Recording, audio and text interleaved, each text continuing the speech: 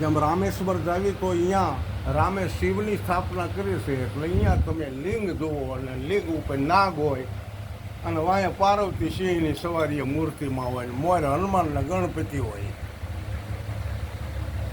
પછી જગન્નાથપુરી જાઓ તો અહીંયા શ્રી કૃષ્ણ ભગવાનની હાથ પગ વિનાની મૂર્તિ છે.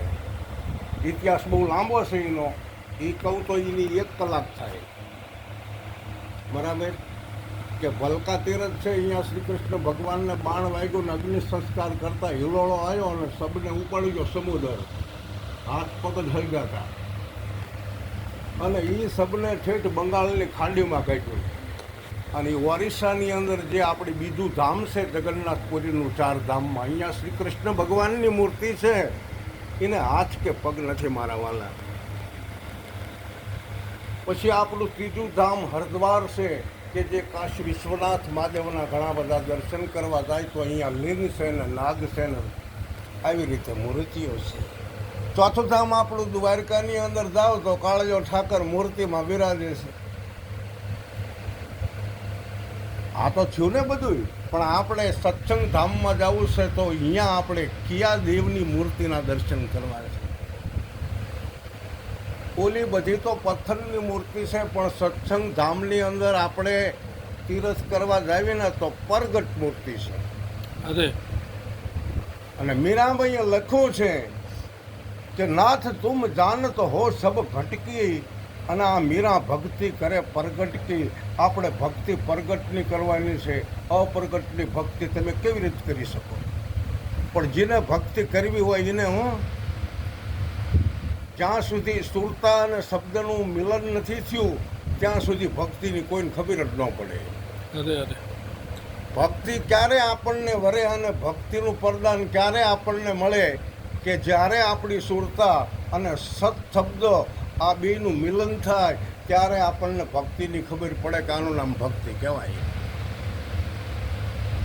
તો ઘણા બધા જ્ઞાનની વાતો કરે તો આખી રાત છે ને ભાળ્યું ન હોય અને તમે જોવો એટલે કેટલું ઉખેડી નાખે. ઘણા બધા ભજન ગાય ને તો વાતમાં કંઈ ન હોય ને એવા ભજન ચાલુ રાખે. એટલે આ ધારા તોડી નાખી આવા ભજન અત્યારે ન હોય. ભજન છે સાંભળવા જેવા અને ગાવા જેવા છે, એની બધી ધારા છે, પણ ભજન કરવું એ તો ઉત્તમ છે. શીનું ભજન કરશું આપણે?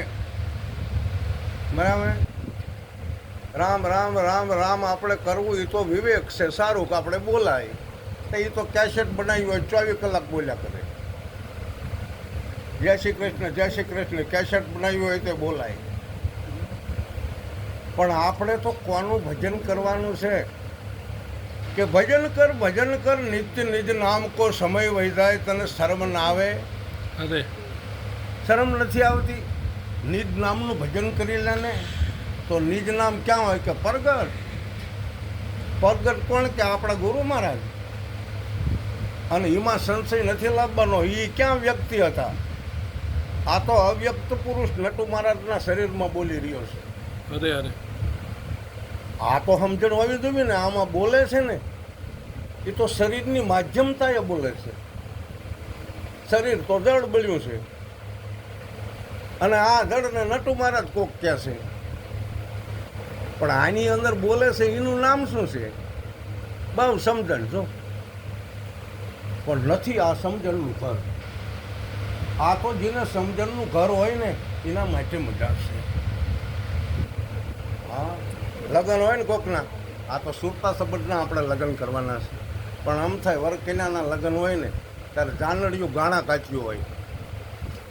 બરાબર, સંબંધ સમજવાનો છે.